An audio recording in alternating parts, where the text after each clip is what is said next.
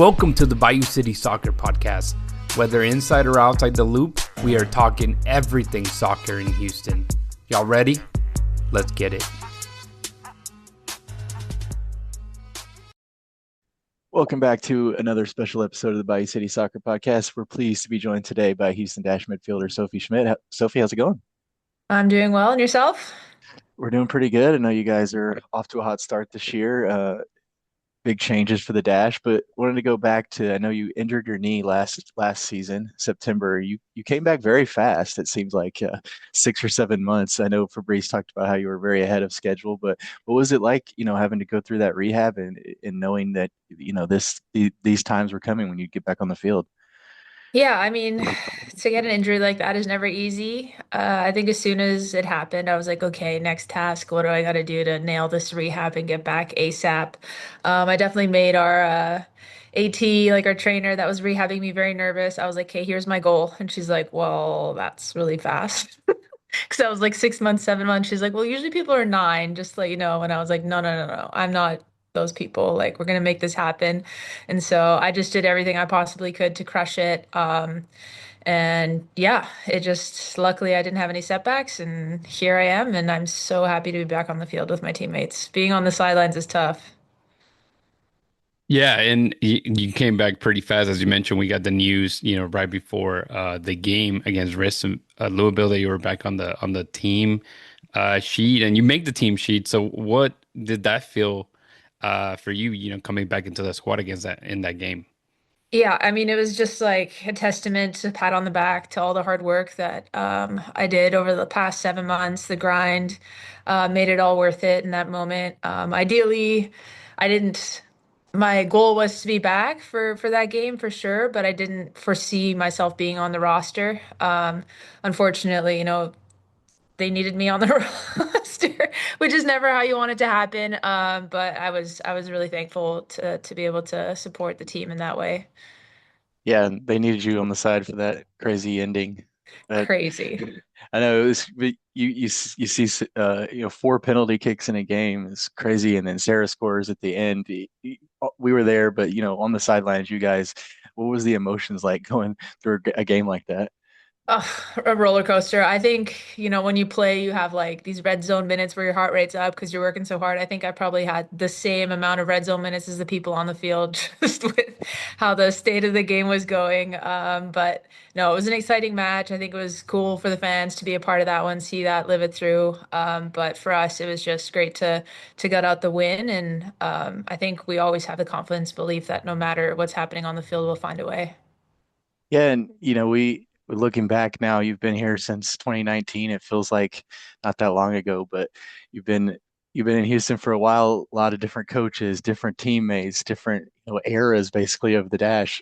When you look around this team today, we keep hearing a lot of talk from Fabrice, from Angela, from everybody that this team is different. This is a very different Dash team. What feels different from your perspective as someone, who's been there, done that? Well, for starters, I think it's amazing that we have a coach for the second year. Stuck around, has lasted it. But I think that's been like, a huge piece to our success is that, he came in and instilled his style of play, what he wants us to do. And we have that foundation. The players know what is expected, the work ethic, the work rate, all of that. So that foundation is there. And then the rest of it is we have a team that wants to be here. They believe in our vision, our goals, and are willing to put in the work for it. So I think, that because of everything that we kind of instilled last year and we're building on it this year, that belief is fundamental to how we play and who we are. Yeah, and I guess what excites you the most about this younger core as well, this new generation, obviously for rookies, came to be a part this season. But yeah, what excites you the most about that, Sophie? I mean, they're phenomenal human beings, first and foremost, coming in just with the attitude of like, I want to work hard, I want to grow, I want to learn, whatever it takes, I'll be that player. And then for them to go out and earn their spot and start and have that kind of yeah, impact on the team right away is huge, and they're only going to get better. This is, the sky's the limit for them. They're great soccer players, and they're going to grow. And to just have that exposure to the NWSL this level so earlier on in their rookie season is just going to play dividends down the road. But yeah, awesome. I'm just so glad they're here. They've been so good. I know, so young. We were looking at Linda was born in like 2006, and we were like, that just doesn't feel right. She's- Yeah, I know. I like try not to do the math, but I'm like, whoa, you're basically 20 years younger than me. That's crazy. Yeah, let's not think about it. Yeah. It's crazy. But yeah, we've talked to Fabrice and even Jane has talked about you guys making history, not necessarily, make the playoffs or things like that, but those are things that fall in line with, the good start, the win on the road to start the season. Making the playoffs is obviously something like that. But, what is it that you guys have this belief that, you can go out and make history this season? What about this group gives you guys that belief that you guys can, do big things? I think it's just the details every day, showing up, putting in the work. We know what we're capable of. We do it every single day. And then, when it comes to game time, that's just kind of like, okay, we practice this, we got this. And we definitely truly do believe that we are capable of doing something special this year. And I think the beauty of it is like, yeah, we've gotten some results early on, but to be honest, like they haven't been the best results from us. Like we can play so much better football. And that's the exciting part of it all. And the making the history piece, it's like, yes, there's some big goals at the end of the tunnel. But for us, it's like checking some boxes along the way. That's pretty special and just making, like celebrating the milestones along the way.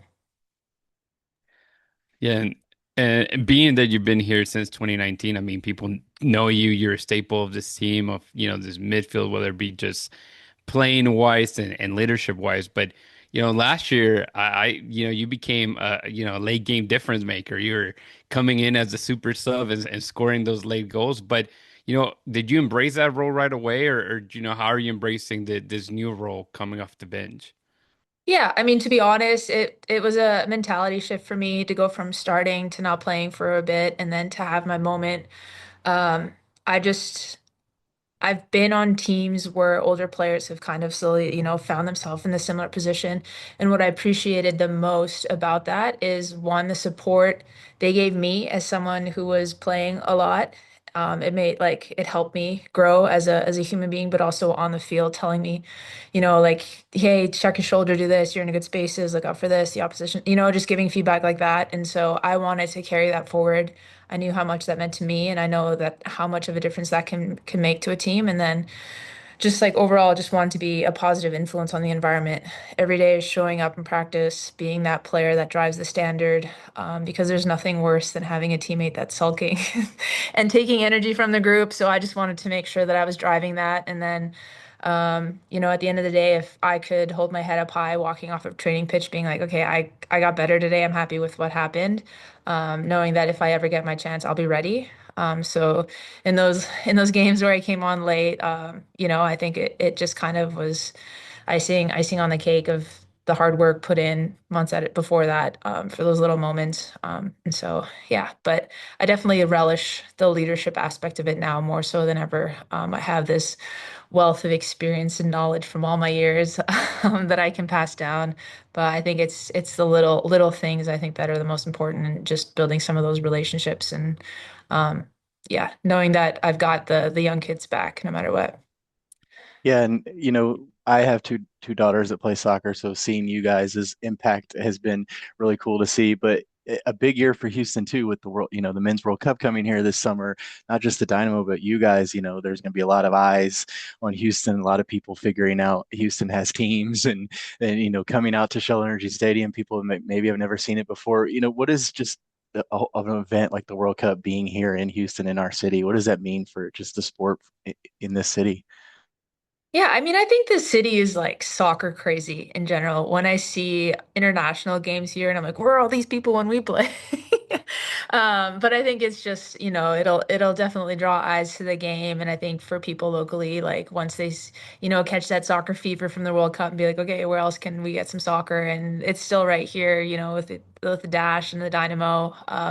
But it's definitely grown over the years as I've been on the team.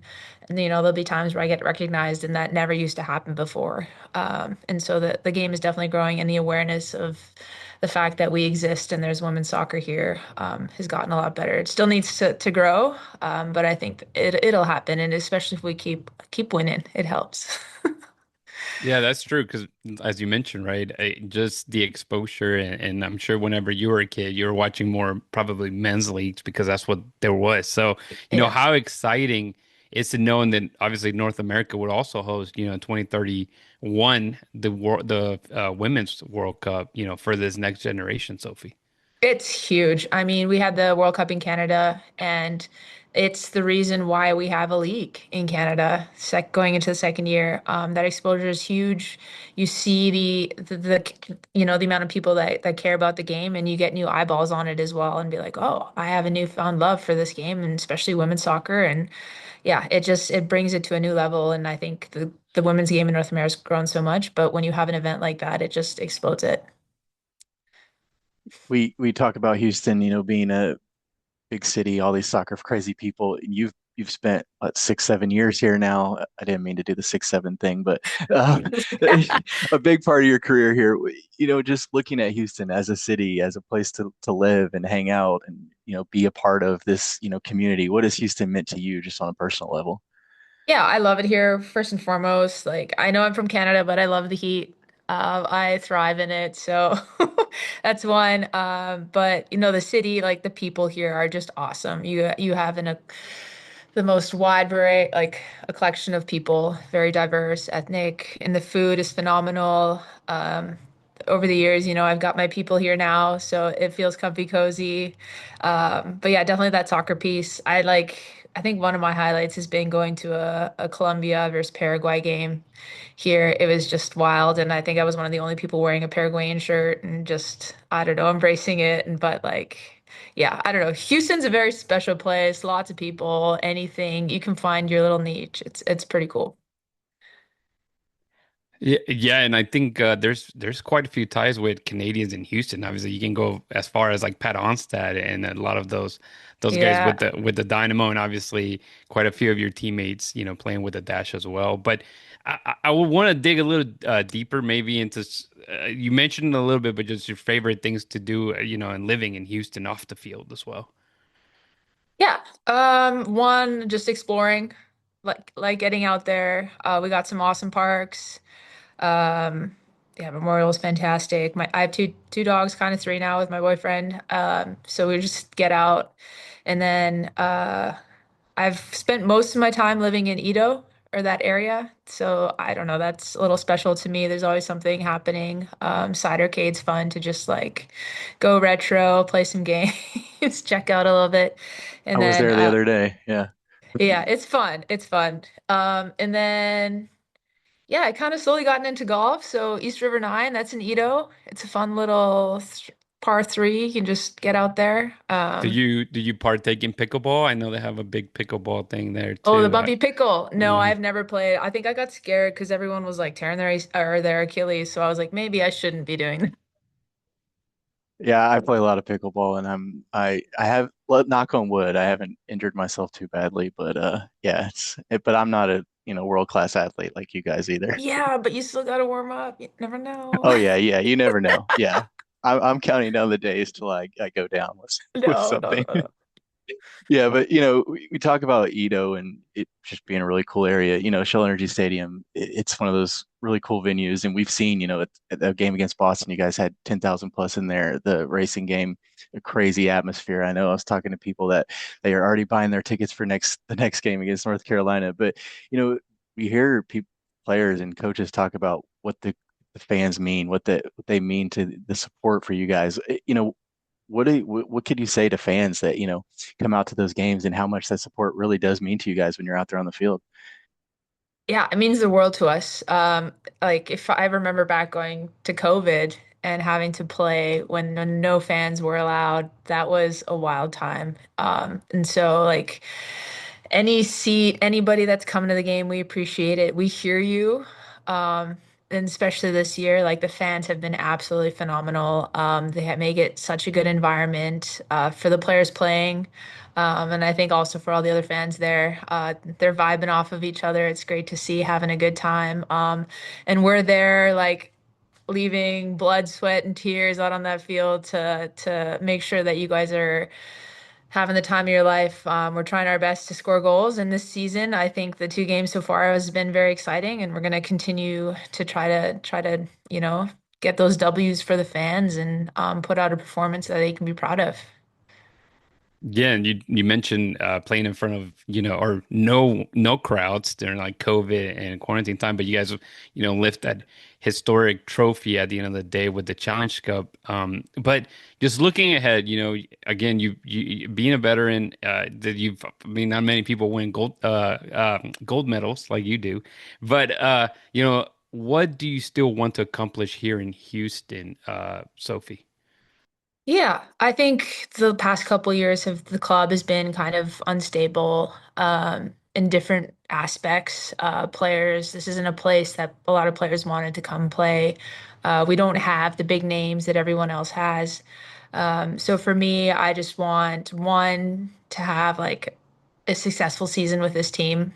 Put out a performance that we can be proud of, and if that means lifting a trophy, that would be phenomenal. That would obviously be a goal. But other than that, just like building a culture here that people are envious of, they want to come be a part of. When they see us play or they hear about the team, they're like, "Wow, I'm jealous. I want to be a part of that group." There's something special there. So definitely want, it'd be ideal if Houston is one of the places that people want to come and play football. Yeah, that'd be awesome to see you guys, getting back to remember that playoff game against Kansas City. I know you scored in that game. Yeah.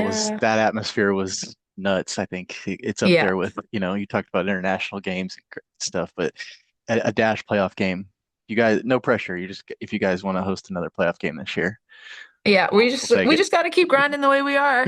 It'll just Yeah, fall in place. yeah. So, but season's long. We'll see. Yeah, yeah, long season for you guys. She's Houston Dash midfielder Sophie Schmidt. Sophie, before we let you go, I know you're talking about the team and the goals for you guys, but looking back, when you look at your career with the Dash and all you've done, Rudy talked about with Canada and internationally and on this Dash team, what do you want people to remember you as a Houston Dash player for as, we look back at yours, it seems like you're never going to leave, but ultimately, when we look back at Sophie Schmidt's career, what is your legacy like going to be like? Uh, I just hope that I inspire people to just be like authentic themselves. Leaving their heart, leading with their heart on the field, that gritty player, that's completely unselfish, does everything for the team. That would be ideal. But hopefully I've inspired a little person out there here or there. That would be Yeah, awesome. I know both my daughters are big fans of you, so you've done Awesome. well in that area. Thank you. She's Houston Dash midfielder Sophie Schmidt. Sophie, we always appreciate the time. I know you guys are going through a little bit of an off time this next couple of weeks, but hopefully you guys get some rest and long season ahead. Like you said, we always appreciate the time. Thank you. Thank you guys. Take care.